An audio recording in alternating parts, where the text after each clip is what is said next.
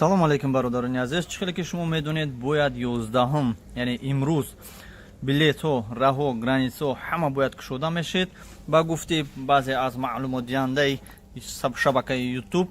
Аммо маълум шуд ки то рӯзи 31 август ягон хел билет намешавад ва ягон авиакасса билет фурӯхта наметавонад.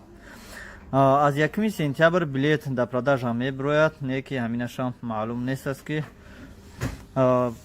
парвоз мешавад ё не. Ба ҳамин хотир билетҳо фурӯхта намешавад. дӯстони азиз, эҳтиромона боз ба шумо гуфта мешавад ки каме сабр намоед.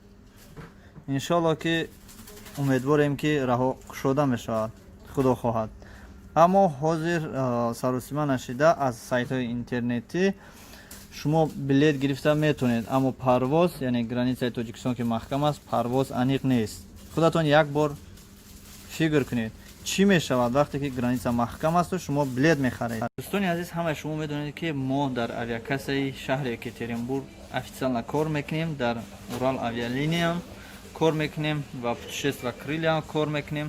шумо аниқ медонед ки мо авиакасса дорем ва иншоалло хабар шава хабари аниқа метиҳем. мо наметавонем ки хабарҳои бардуруға барои шумо пешниҳод кунем ки рӯзи 11 ҳуй мешавад, рӯзи 5 ҳуй мешавад, рӯзи 6. ба ҳамин хотир дӯстони азиз мо сабр кардем ки рӯзи 11 шава ба шумо ҷавоби аниқаша диҳем.